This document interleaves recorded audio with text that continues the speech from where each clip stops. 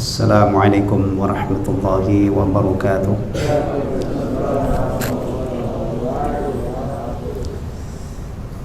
Bismillahirrahmanirrahim.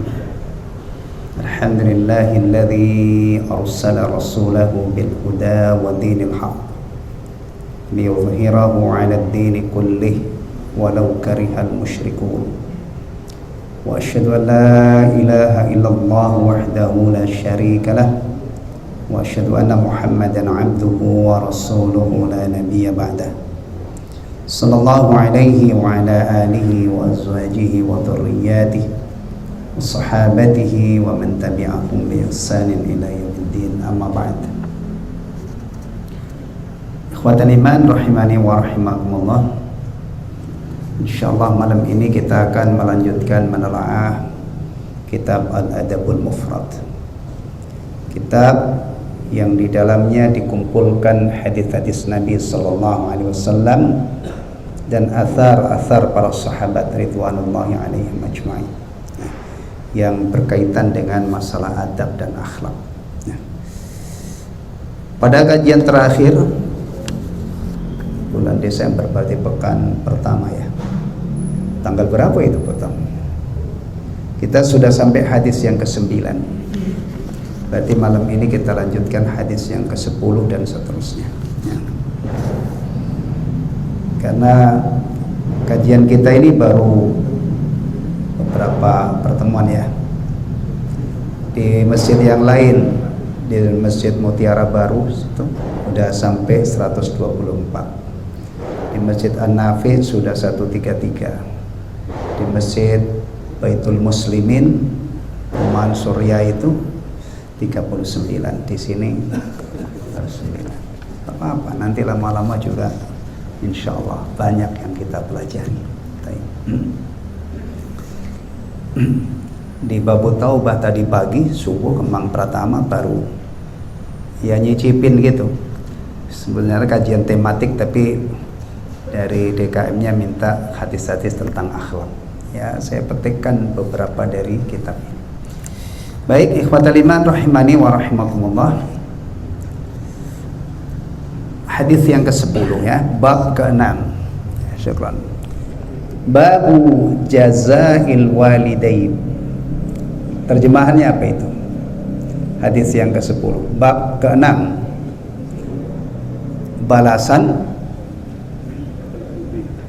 Balas budi kepada kedua orang tua ya. Maksudnya begini ini ya, jazaul walidain inilah balas budi anak kepada ibu bapak ya. Maaf ya, saya sebutkan ibu dulu, antum jangan protes. Karena memang kalau kita bicara berbakti, berbuat baik kepada kedua orang tua, itu ibu harus didahulukan. Bukan harus, sebaiknya didahulukan, supaya kita ingat bahwa memang anak itu lebih ditekankan untuk berbakti kepada ibu daripada bapak ya. Kalau seorang laki-laki punya anak 40, mungkin nggak punya anak 40? Mungkin. Istrinya 4, anaknya 10, atau istrinya itu 8, tapi bukan dalam satu waktu, cerai kawan lagi 8 istri, anaknya 5, ya kan 40 ya. Itu semua nasabnya kepada bapaknya itu. Nasab ya, ibunya yang melahirkan nggak dapat. Semuanya bin atau binti dinisbatkan kepada bapaknya. Kecuali Isa nggak punya bapak, maka Isa ibnu Maryam. Adam nggak punya bapak, ya Adam tidak ada bapaknya, orang manusia pertama kali ya. Itu masalah nasab ya. Kemudian masalah nafkah, orang yang anaknya 40 dia yang berkewajiban nafkahi. Tapi kalau baktinya anak itu ibu diprioritaskan, ibumu baru bapakmu. Demikian jawaban Rasulullah ya, bukan jawaban ustadz atau jawaban kiai ketika ada seorang sahabat yang bertanya, man abar, ya Rasulullah, siapakah orang yang aku paling wajib berbakti kepadanya? ibumu, kemudian siapa ya Rasulullah? Ibumu, baru terakhir bapakmu, kemudian yang lebih dekat dan yang dekat. Baik ya. An Abi Hurairah radhiyallahu anin Nabi sallallahu alaihi wasallam. Ini saya potong dari sini ya sanadnya. Dari Abu Hurairah, semoga Allah meridhoinya, dari Nabi sallallahu alaihi wasallam, beliau bersabda ya. Jadi kalau saya menyebut Nabi ya, saya bersolawat, antum yang dengar juga bersolawat. Alhamdulillah ya, tambah kebaikan lagi, nabung solawat ya. Sekali kita bersolawat pasti dicatat oleh malaikat, dan berharap mudah-mudahan nanti ketika kita sudah berdiri di hadapan Allah, kita dapat balasan solawat, balasan tasbih, tahmid dan yang lainnya. Tayyib. Nabi sallallahu alaihi wasallam bersabda, la yajzi waladun walidahu. Seorang anak tidak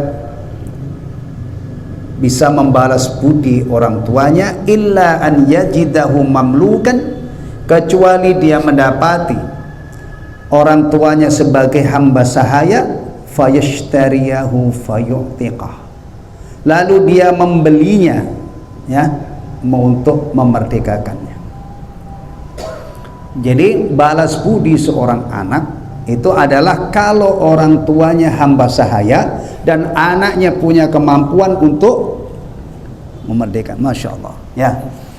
Nah ini ya, Masya Allah, lihat nih, ini kalau saya minum semua, Masya Allah, mantap, jazakallah khairan ya akhi ya. Taib. Nih ya, sekarang ada nggak orang tua kita yang hamba sahaya? Ada. Tapi ada nggak kemungkinan ini seorang anak yang hidup hari ini, ya kan, orang tuanya miskin, dia berkelapangan rezeki, sehingga dia juga punya kesempatan balas budi dengan membantu orang tuanya, mungkin membantu tempat tinggalnya, membantu makanannya atau pengobatannya mungkin ya. Kalau di sini dinyatakan oleh Rasulullah sallallahu alaihi wasallam, seorang anak itu kalau ingin berbakti kepada kedua orang tuanya yang mereka ini hamba sahaya dan dia mampu memberinya, memerdekakan, adalah dengan cara memerdekakannya. Di zaman itu masih ada. Di zaman Rasulullah SAW mengajarkan ini masih ada, karena pada zaman sahabat itu budak masih banyak. Sahabat-sahabat pada menjadi sayyid, menjadi tuan dari majikan-majikannya ya, dari hamba-hamba sahayanya. Tayyib. Fiqhul hadis. Nih pelajaran yang bisa dipetik dari hadis yang mulia ini ya. Syira'ul walid wajibun 'alal waladi al-mustati'i hatta yu'tiqa. Membeli orang tua hukumnya wajib bagi anak yang mampu untuk memerdekakan dari perbudakan.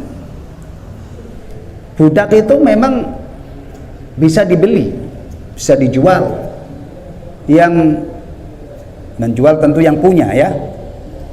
Maaf saja, budak itu statusnya satu sisi ya, sama dengan harta benda yang dimiliki seseorang ya. Demikian juga harganya, semakin bagus, masih muda, lengkap anggota tubuhnya, perkasa, itu juga harganya tinggi. Maaf seperti apa, unta gitu ya, sapi semakin bagus bodinya semakin mahal.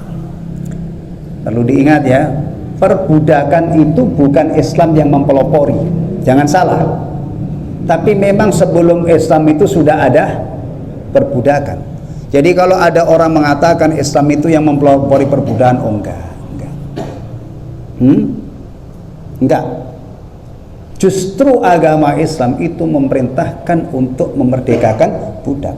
Bayar kafarat itu banyak yang memerdekakan budak. Orang melanggar sumpahnya ya kan, bayar salah satu pilihannya adalah memerdekakan budak. Agama Islam ini mengajarkan kepada kaumnya bahwa salah satu cabang kebaikan adalah memerdekakan budak ya, jadi bukan ini. Taib. Al-thani, pelajaran yang kedua, al-'itqu yuhsalu atau yahsulu bi mujarradil milki lil aqarib. kemerdekaan seorang hamba sahaya itu bisa terjadi hanya dimiliki oleh kerabat karib. Ya. Baik.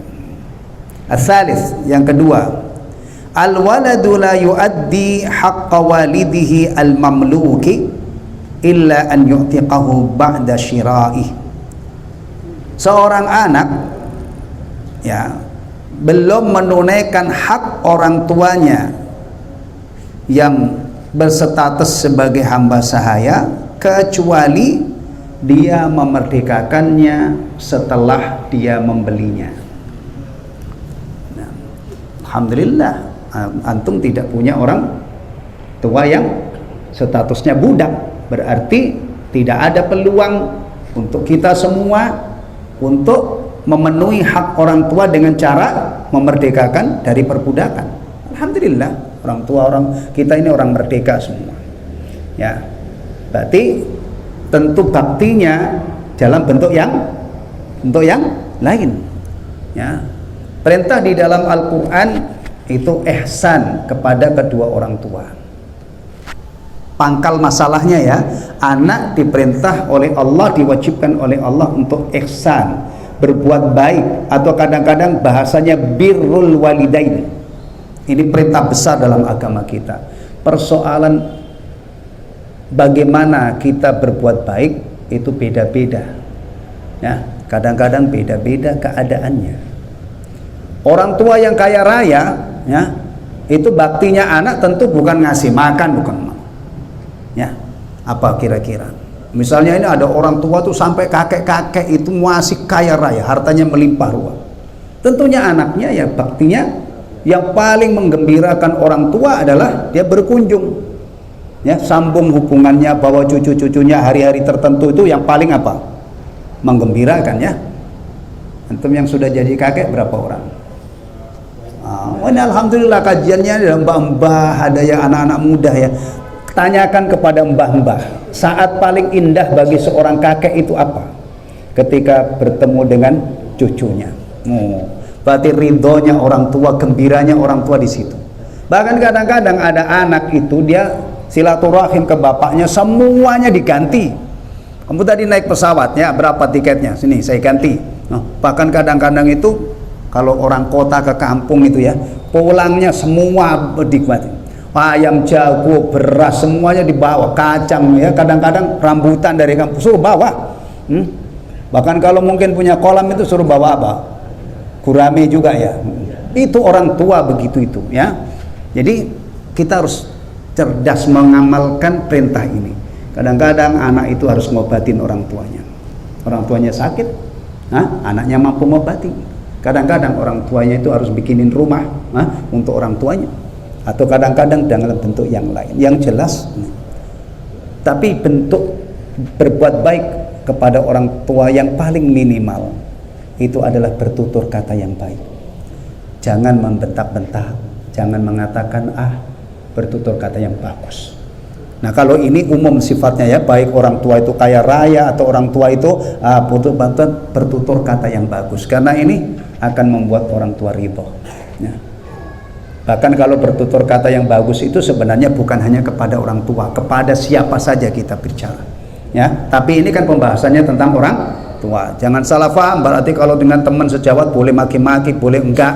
Ini karena babnya, dan memang orang tua itu haknya istimewa. Allah langsung membimbing anak ya, dalam Al-Quran, dalam kitab suci kita ya, tertuang wala taqul lahuma uff wala tanharhuma wa qul lahuma qaulan karima. Baik, yang keempat, idhamu haqqil walidaini fil Islam, besarnya hak kedua orang tua dalam ajaran Islam. Anda muslim, alhamdulillah ya. Kalau nggak muslim kita nggak sholat maghrib ya. Orang yang di luar Islam nggak punya kewajiban sholat maghrib.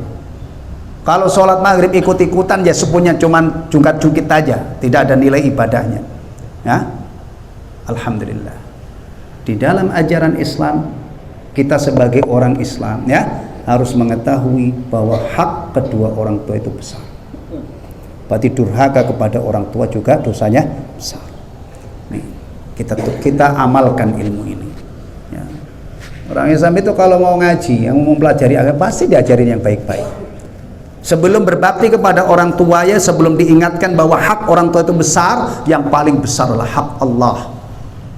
Yakini bahwa Allah itu Rabb semesta alam. Yakini bahwa la ilaha illallah, tidak ada yang berhak disembah kecuali Allah. Kemudian kita menghamba kepadanya. Ya, ini kadang-kadang ada yang lewat, ada yang telat.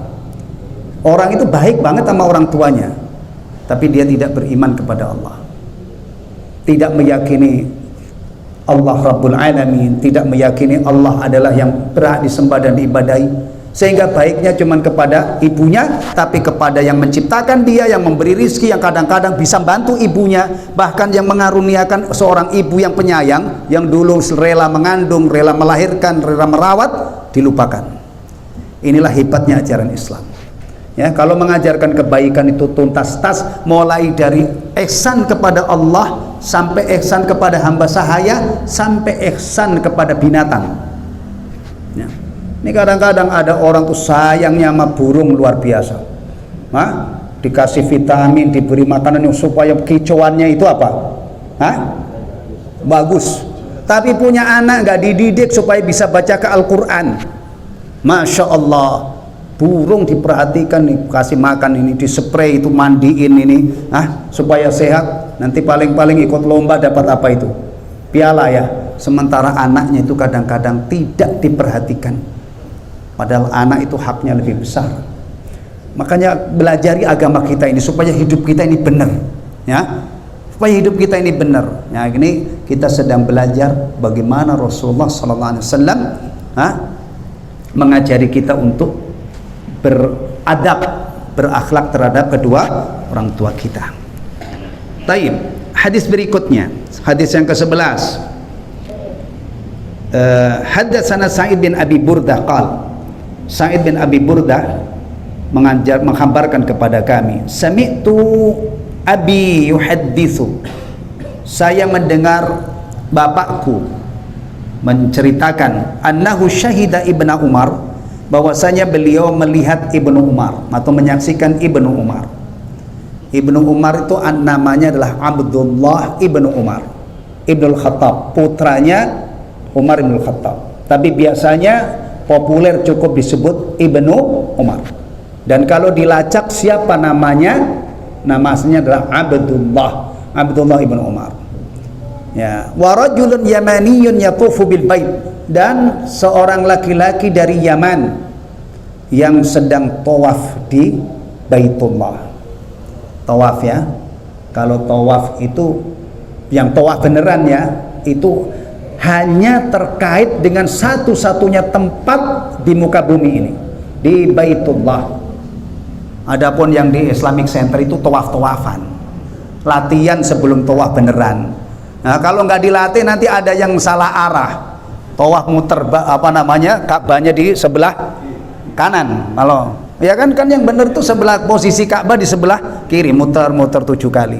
Kalau nggak dilatih nanti melawan arus di sana, keinjek-injek orang. Nah itu manasik tawaf namanya. Orang mau umrah, mau haji kan.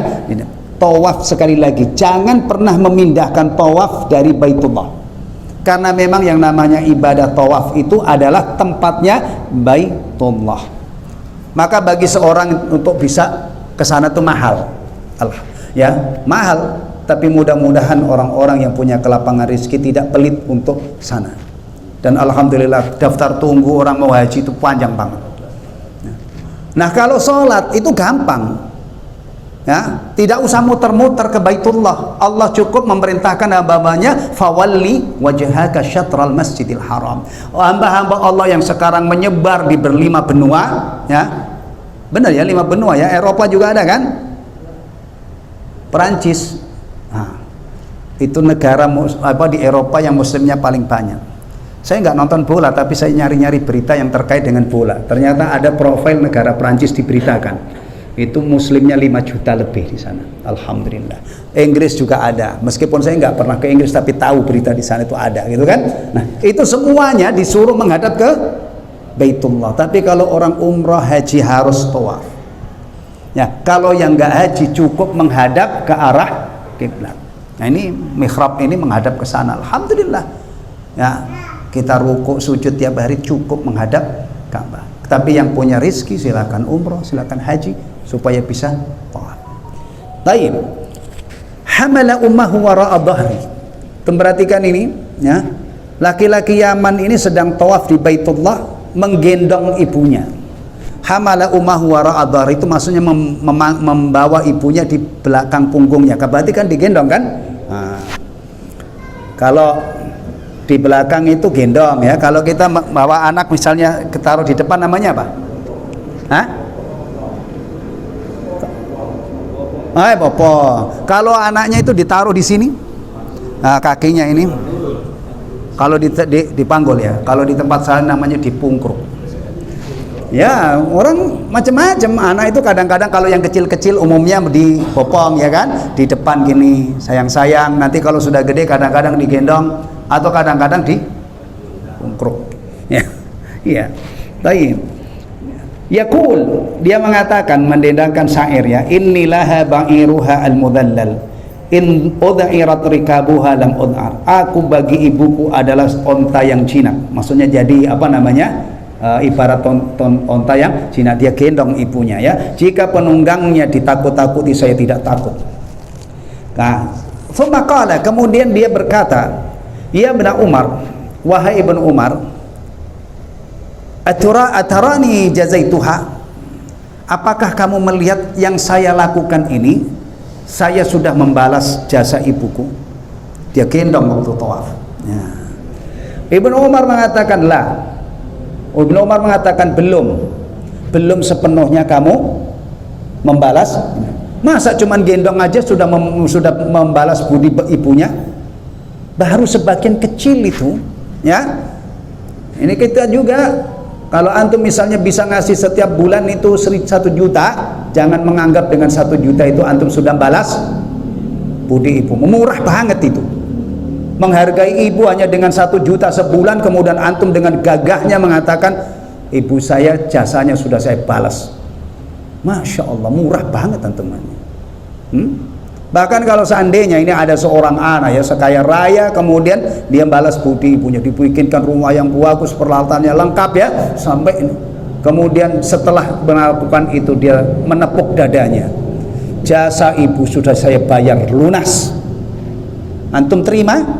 Bisa membenarkan anak yang sudah membayangkan mungkin miliaran untuk rumah untuk orang ibunya, kemudian setelah itu dia mengatakan sudah saya balas tuntas ya, sudah imbas ya, jasa ibu dengan apa yang saya berikan. Nggak mungkin kan? Itu dengan ibu. Bagaimana dengan Allah? Hah? Kita sholat, cuman sholat wajib tambah sholat sunnah ala kadarnya, misalnya zikir ala kadarnya, ibadah Masya Allah cuman sedikit dibanding dengan waktu yang terbuang, masih banyak yang terbuang. Antum mengatakan bahwa antum sudah syukur kepada Allah, sudah maksimal. Nah, maka orang yang faham itu ya, orang yang faham agama ini, banyak ibadah itu nggak pernah sombong. Orang yang matang dalam agamanya itu biar sampai apalah katakanlah sudah pol-polan ya, tidak pernah berani keluar-keluar bahwa dia sudah bersyukur kepada Allah. Kenapa? Ketika dia bandingkan dengan nikmat yang diberikan oleh Allah terlalu kecil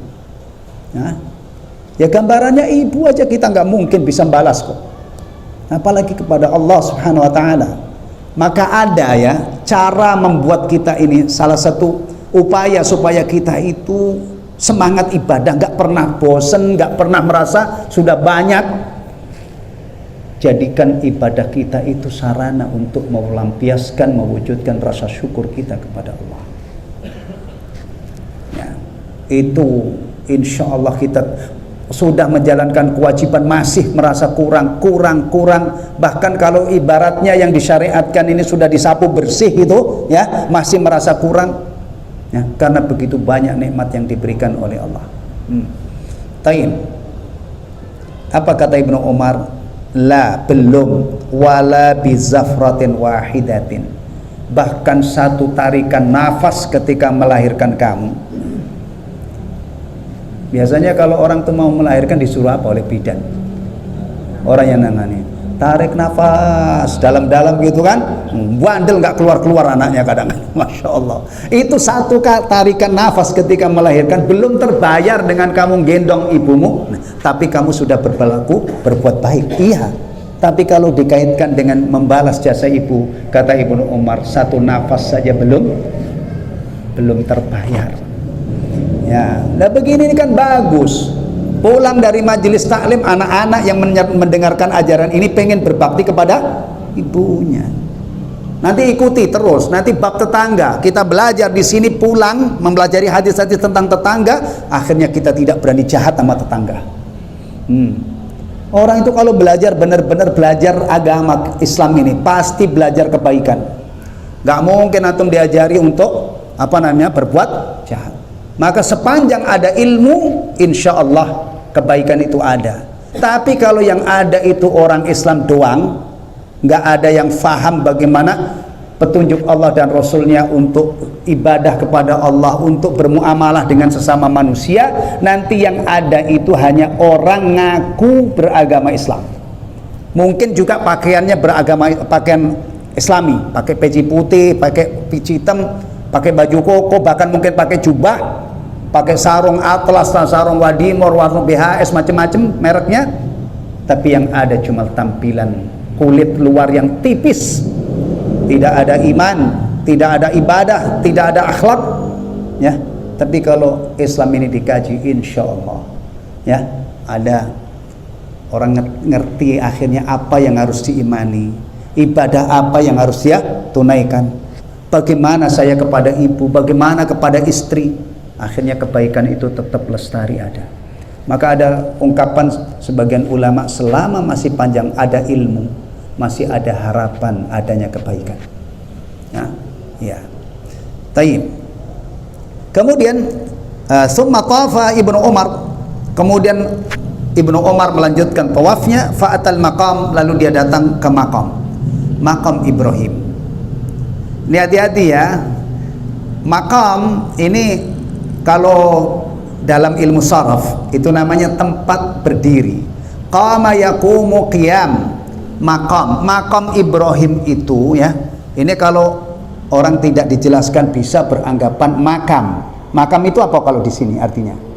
Kuburan. Bisa saja dianggap itu kuburan Ibrahim. Padahal makam Ibrahim itu bukan kuburan, tapi tempat berdirinya Nabiullah Ibrahim ketika bangun Ka'bah. Ada bekas apa? Tapak kakinya. Itu yang dimaksud dengan makam Ibrahim, ya. Kemudian fasalla raka'ataini, lalu Ibnu Umar sholat 2 rakaat di situ, atau menghadap makam Ibrahim, sholat 2 rakaat. Tsumma qala ya ibna Abi Musa, tsumma qala, kemudian dia berkata, ya ibna Abi Musa, wahai putra Musa, inna kulla raka'atain tukaffirani ma amamahuma. Sesungguhnya sholat 2 rakaat itu menghapus dosa-dosa sebelumnya. Ya. Baik, kesimpulan dari hadis yang mulia ini, ya, hadisnya sahih. Al-hathu ala khidmatil Hadis ini memberikan anjuran, dorongan, motivasi untuk memberi pelayanan kepada ibu. Ya.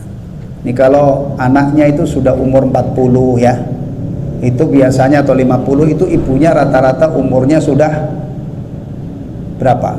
70, mungkin 60, sudah sepuh, ya. Kalau antum umur antum 50, ibu masih hidup. Apalagi kalau antum ini anak bontot misalnya, ya. Itu rata-rata ibu itu sudah sangat sepuh. Nih, klop banget dengan penjelasan ini, antum perhatikan. Nah, perhatikan. Nanti ada hadis yang mengatakan sungguh terhina, sungguh terhina, sungguh terhina. Rasulullah belum menyebut siapa. Sahabat penasaran, qalu.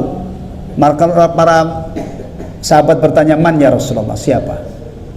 Rasulullah berjawab, orang yang mendapati orang tuanya tapi dia masuk neraka.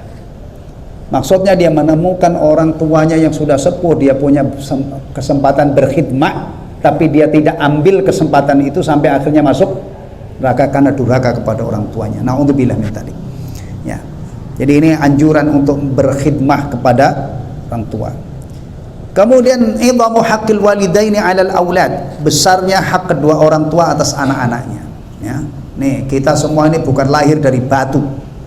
kita ini lahir dari orang tua. Sebab kita ada ini adalah karena ada ibu bapak kita. Agama kita mengingatkan kita sebagai anak, hak orang tua itu besar.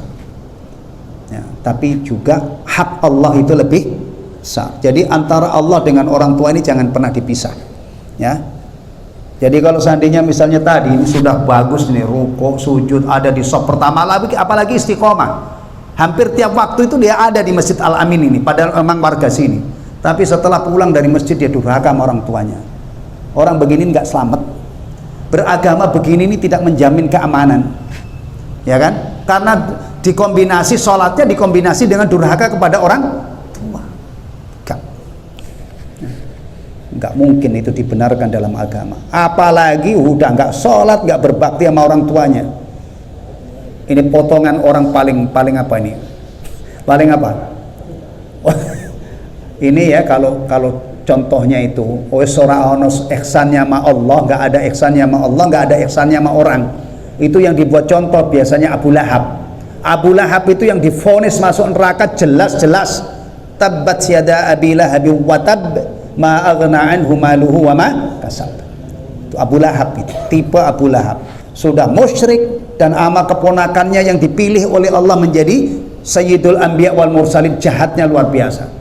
Nah, itu biasanya dibuat contoh untuk tipe orang yang tidak ada ihsan kepada Allah dan tidak ada ihsannya kepada sesama manusia, bahkan keponakannya Sayyidul Anbiya wal Mursalin dia jahat kepadanya.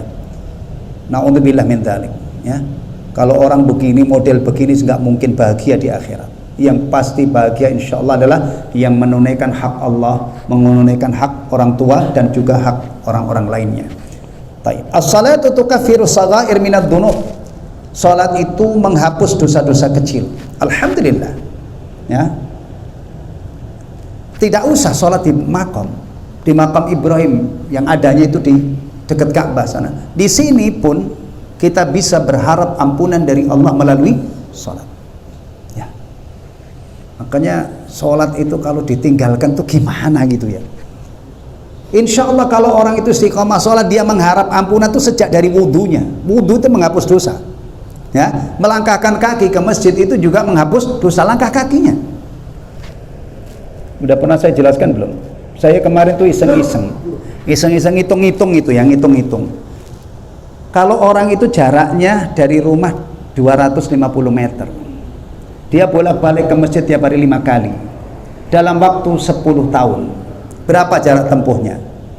Supaya gampang hitungnya, asumsikan itu utuh. Ya kalau netnya mungkin 80%, tapi seandainya utuh 10 tahun mondar-mandir ke masjid rumah jaraknya 250, bukan setengah kilo nanti kalikan 2, itu 10 tahunnya adalah 9.000 kilometer. Allahu Akbar. Ya, kadang-kadang ada orang itu mondar-mandir jalan kian kemari ya, untuk supaya tujuannya tulangnya nggak keropos. Nah, dia minum susu high kalsium ya, kalsium tinggi, kemudian dikombinasi dengan olahraga. Cuman tulangnya supaya, masya Allah. Antum minum susu high kalsium, mondar-mandir ke masjid, bukan hanya tulangnya yang sehat insya Allah, punya tabungan, nilainya itu per langkah. Ya. Inilah hebatnya orang Islam. Saya kadang-kadang itu merasa sangat bersyukur sebagai orang Muslim. Kalau saya pagi-pagi kadang-kadang pulang dari itu, ada orang itu olahraga sambil nuntung anjing, nonton anjingnya, yang latih anjingnya, dia ikut jalan anjingnya. Oh, kadang-kadang anjing yang kecil ada juga yang pernah saya lihat tuh kayak singa, gede banget.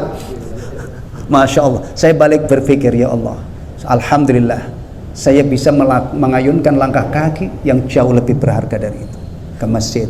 Ya. 9.000 kilometer.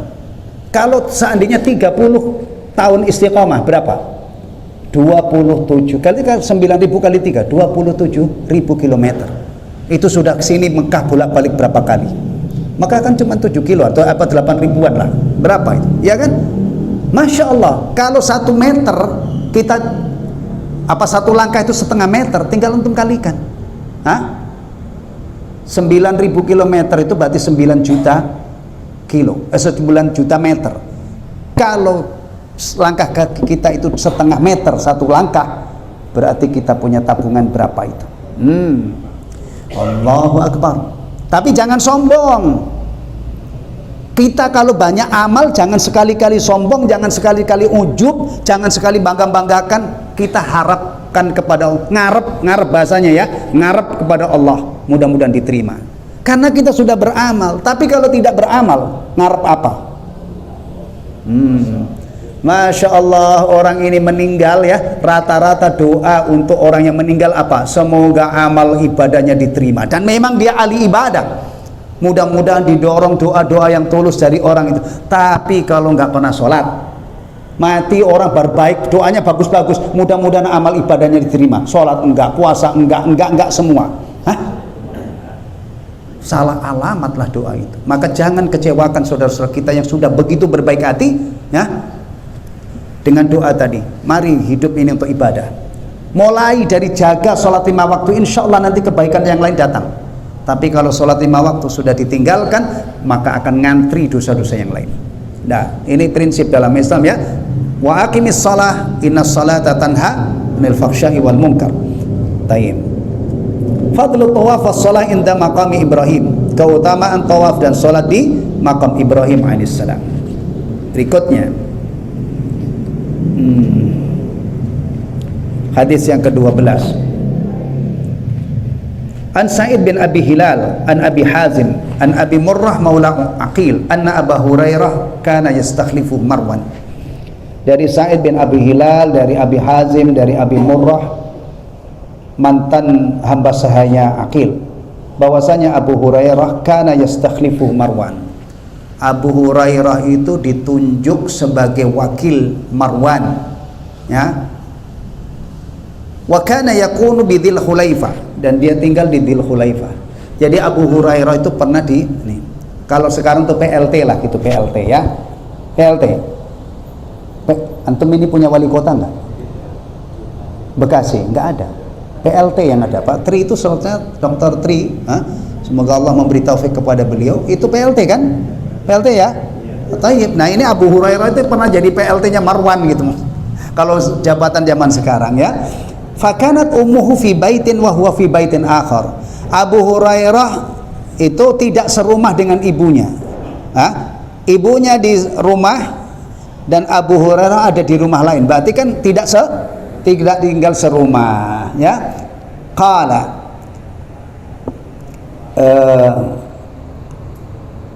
Abi Murrah mengatakan fa idza arada an yakhruju, apabila Abu Hurairah ini hendak keluar karena menjalankan tugas tadi sebagai PLT ya, waqafa ala babiha faqal, dia berdiri di hadapan pintu rumah ibunya, kemudian faqala assalamu alayki ya ummatah wa rahmatullahi wa barakatuh ya, mengucapkan salam kepada ibunya ya, pamitan kalau zaman sekarang ya, mau keluar ini dia menunggu ibunya, mengucapkan salam. Salamnya assalamu alayki ya ummatah, semoga keselamatan dilimpahkan oleh Allah kepadaku wahai ibu, wa rahmatullahi wa barakatuh, rahmat dan keberkahannya. Fatakul, ibunya juga menjawab wa alaikassalam ya bunayya wa rahmatullahi wa barakatuh. Dibalas oleh ibunya wa alaikassalam ya bunay, wa alaikassalam wahai putraku, wa rahmatullahi wa barakatuh. Fayaqul, lalu Abu Hurairah mengatakan ya, rahimakillahu kama rabbaitini saghira, semoga Allah merahmati ibu sebagaimana ibu telah memelihara aku di waktu kecil. Kemudian ibunya juga membalas, fataqul rahimakallah kama barartani kabira, semoga Allah merahmati kamu karena kamu berbakti kepadaku setelah kamu dewasa. Tsumma idza arada an yadkhula sana'a dzalik, kalau mau masuk juga melakukan hal itu. Indah banget kan? Begini ini yang kita yang pantas dijadikan teladan ya. Abu Hurairah dan ibunya masya Allah begitu bagusnya ya, begitu bagusnya hubungannya, penuh dengan doa, ngasih salam ya, dijawab masya Allah ya. Antum kira begini ini mudah? Kalau ada orang sombong dengan ilmu ini, begitu aja diajari, memang kita nggak tahu apa?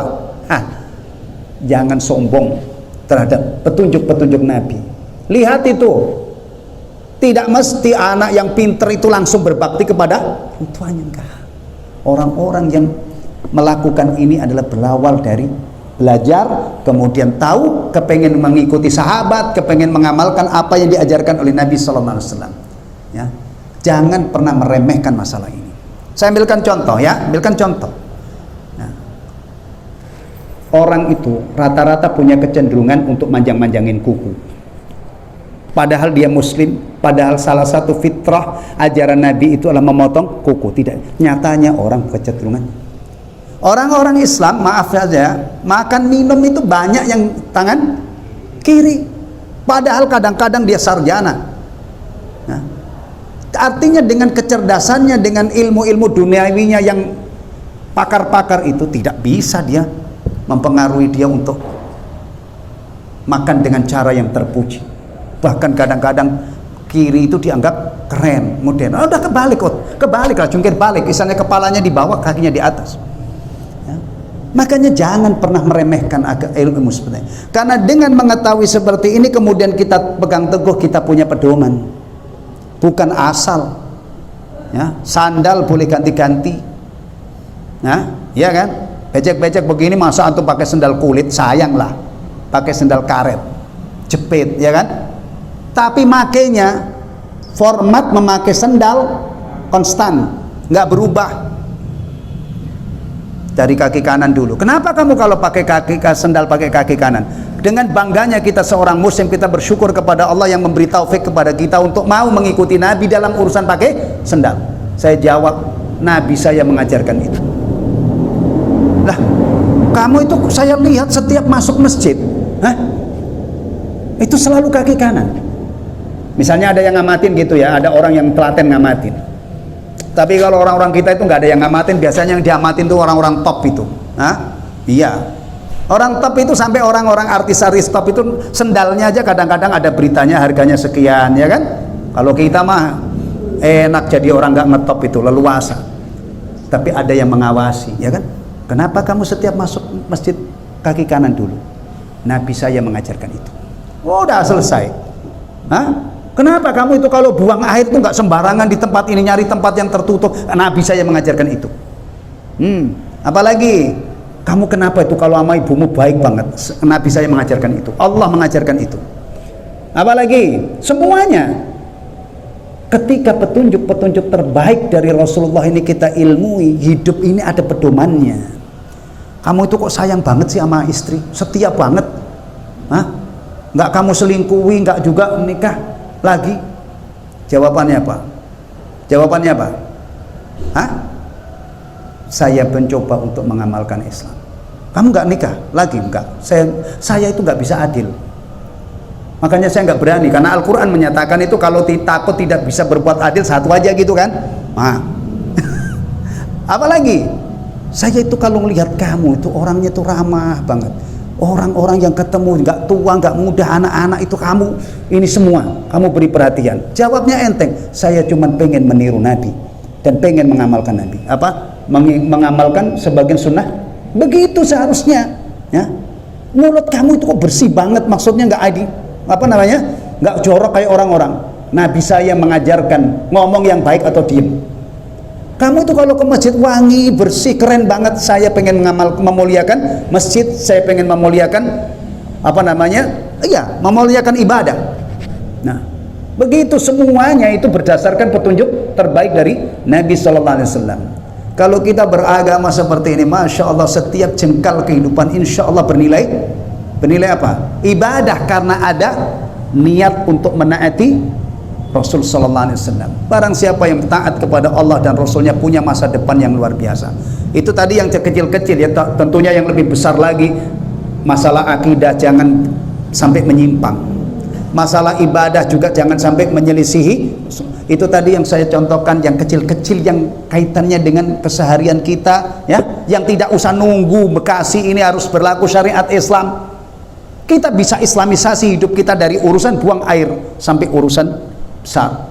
Ada ruang, alhamdulillah, ya kan? Dan kita dijamin oleh negara kita ini, setiap umat beragama bebas mengamalkan agamanya sesuai ini. Ambil kesempatan ini. Kita makmurkan masjid-masjid Allah, banyak istighfar, banyak doa. Mudah-mudahan negeri kita ini makmur, ya, sejahtera, tidak Allah hindarkan dari berbagai macam malapetaka. Kalau di sana ada orang memprediksi akan terjadi gempa dahsyat, kemudian tsunami 30 meter, saya lawan dengan doa. Ya Allah, mudah-mudahan itu tidak terjadi. Kita lawan dengan istighfar, kita lawan dengan rukuk dan sujud. Semoga Allah Subhanahu wa taala menghindarkan kita semua dari berbagai macam bencana. Alhamdulillah. Dapat berapa tadi? 12 ya, sudah adzan ya. Jadi kesimpulannya nanti pekan depan insya Allah. Benar kan? Karena ini kelima kajian kita kan rutinnya itu pekan tambah insya Allah. Nggak usah ditunggu-tunggu, nanti insya Allah kita duduk lagi di sini. Kalau antum tunggu-tunggu tuh lama seminggu ya, tapi nggak usah ditunggu, nanti tiba-tiba malam Ahad kita duduk lagi ba'da maghrib sampai adzan insya Allah. Alhamdulillahilladzi bi ni'mati tatimmus shalihat. Subhanakallahumma wa bihamdika asyhadu an la ilaha illa anta astaghfiruka wa atubu ilaik. Assalamualaikum warahmatullahi wabarakatuh.